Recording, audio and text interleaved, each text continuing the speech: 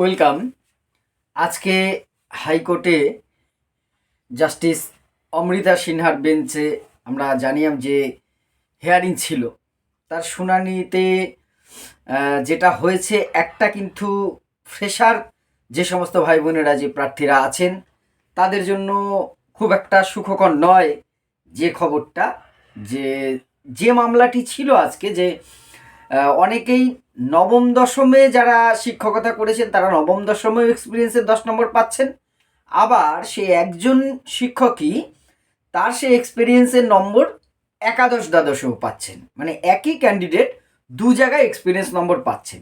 এর ফলে কি হয়েছে, যারা নবম দশমে এতদিন চাকরি করতেন, 2016 তো আছেই, তার সাথে অন্য বছরের যে সমস্ত শিক্ষক শিক্ষিকারা রয়েছেন তারা কিন্তু অনেকে একাদশ দ্বাদশে চলে গেছেন অভিজ্ঞতার ভিত্তিতে।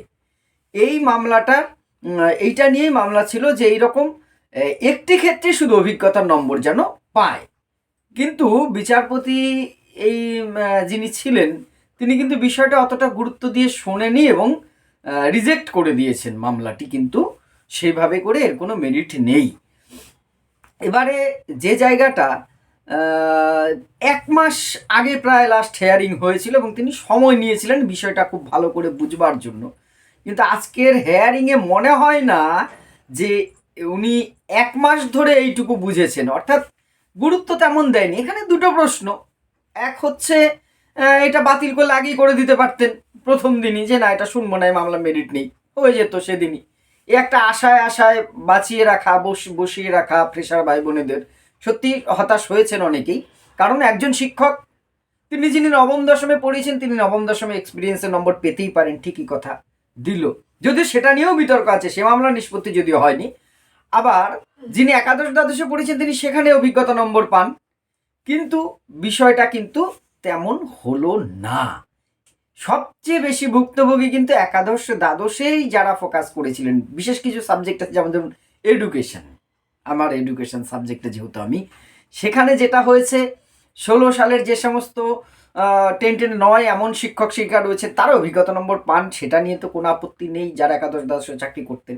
কিন্তু অন্য বিভাগে যারা চাকরি করতেন নবম দশমে বা অন্য বছরের, তারা অন্য সাবজেক্টের, তারা এমএ ইন এডুকেশন বা এমএড করে তারাও কিন্তু অভিজ্ঞতার 10 নম্বর পেয়ে গেলেন। ফলে তারা খুব বঞ্চিত হলেন এখানকার ফ্রেশাররা, এটা অস্বীকার।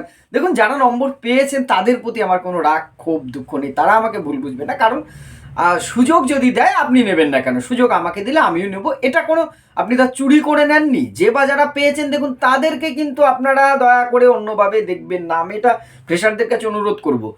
শুধু ভাবুন, আপনি যদি ওই জায়গায় থাকতেন, আপনাকে যদি সুযোগ দেওয়া হতো আপনিও নিতেন এইটা। কিন্তু তাদের কোনো এখানে আমি দোষ দেখছি না, তারা তো যথারীতি যোগ্যতার সাথে ডিগ্রিটা করেছেন, সে বিষয়ে পাশ করেছেন। এখন এসএসসি রুলস যদি তাকে সেই সুযোগ দেয় তিনি কেন নেবেন না? নেবেন, 100 বার নেবেন। আপনি হলে আপনি নিতেন, আমি হলে আমিও নিতাম। কিন্তু এই আলটিমেটলি সবচেয়ে বেশি ক্ষতি হলো কাদের? ফ্রেশারদের, এটা ঠিক কথা। এবার অন্য সাবজেক্টে সাপোজ কেউ হয়তো ম্যাথে নবম দশমে ছিলেন, তিনি নবম দশম থেকে এবার কিন্তু 10 নম্বর পেয়ে একাদশ দ্বাদশ সাকসেস হলেন, সেক্ষেত্রে তবু মন্দের ভালো নবম দশমের তার একটা ভ্যাকান্সি খালি হলো। কিন্তু আমাদের এডুকেশনের মতন সাবজেক্টে কিন্তু যেহেতু নবম দশমে নেই, সাবজেক্টে কিন্তু ভ্যাকান্সি খালি হলো না, ফলে লসটা কিন্তু একদম পুরোপুরি হলো।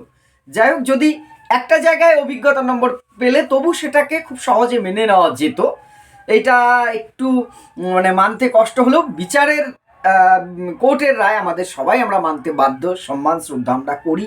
যদিও অনেকে দেখছিলাম বিভিন্ন জায়গায় ফেসবুকে অনেকে লেখালেখি করছেন এরপরে বিচার ব্যবস্থার প্রতি আমাদের কি করে বিশ্বাস, জানি একটা হতাশার থেকে হয়তো অনেকে বলছেন, রাগ হতাশা যে আমার মধ্যে হচ্ছে না তাও না, কিন্তু ওই যে একটা কথাই বললাম, ভারতীয় নাগরিক হিসেবে আমাদের কোর্টের অর্ডার পছন্দ হোক অপছন্দ হোক, হয়তো আমাদের উচ্চতর আদালতে যাওয়ার জায়গা, শুধু এই বিষয়ে বলছি না, অন্য যে কোনো বিষয় থাকে, কিন্তু আমাদের মেনে নিতে হয়, সবাইকেই এটা মেনে নিতে হয়। এবারে একটা জায়গায় আমার অবাক লেগেছে, কোর্ট এই মামলাটা রিজেক্ট করবে তার মনেই হতে পারে যে এটার কোনো গ্রাউন্ড নেই বা কিছু, তাহলে প্রথম দিনই এটা রিজেক্ট করে দিতে পারতেন, তাহলে হয়তো বিকল্প ভাবার সময় পেত, সুযোগ পেত যারা এটার বিরুদ্ধে মামলা করেছিলেন। এত দিন ধরে তিনি খুঁটিয়ে দেখে তারপরে শুনবেন বিষয়টা, এই রকম বলে অনেকটা আশার আলো দেখেছিলেন অনেকেই, যে যেহেতু সময় নিয়েছেন তাহলে হয়তো এটা একটা অন্যরকম কিছু হবে। নবম দশমে যারা পড়িয়েছেন তারা নবম দশমেই শুধু অভিজ্ঞতা নম্বর পাবে, একাদশ দ্বাদশে যারা পড়িয়েছেন তারা সেখানে অভিজ্ঞতা নম্বর পাবে। এইটা কিন্তু অনেকে এই জায়গাটাই আশায় বুক বেঁধেছিলেন, কিন্তু কিছু করার নেই, সেটা কিন্তু হলো না। আমিও কিন্তু এই একটা জায়গা আমাকে খুব হতাশ করেছি, প্রথম দিনই কেন রিজেক্ট করে দিলেন না? এটাই শুনবেনই না, যখন নাই শুনতে পারতেন, মেরিট নেই, আপনার ক্ষমতা আছে, আপনি রিজেক্ট করতেই পারেন, আদালত যে কোনো মামলার ক্ষেত্রে এটা করতেই পারে, কিন্তু এটা সেদিন তৎক্ষণাৎ বাতিল করে দিলে আমাদের হয়তো এতটা হতাশ হতো না। কিন্তু মূল যে 10 নম্বর বাতিল হবে কি হবে না সেইটা কিন্তু আজকের এইখানে ছিল না। এখানে কিন্তু নবম দশম একাদশ দ্বাদশের বিষয়টা ছিল। এবার মূল মামলা, বাকি মামলাগুলো কিন্তু পরে জানুয়ারির শেষের দিকে হেয়ারিং আছে, দেখা যাক কি হয়। তবে এইটার যা কেস বুঝলাম তাতে করে 10 নম্বর বাতিলের বিষয়টাও কিন্তু আর ততখানি প্রভাব ফেলবে না, অর্থাৎ মামলাটা কিন্তু সেভাবে আর খুব একটা মেরিট থাকবে বলে, গুরুত্ব পাবে বলে আমার আর মনে হচ্ছে না।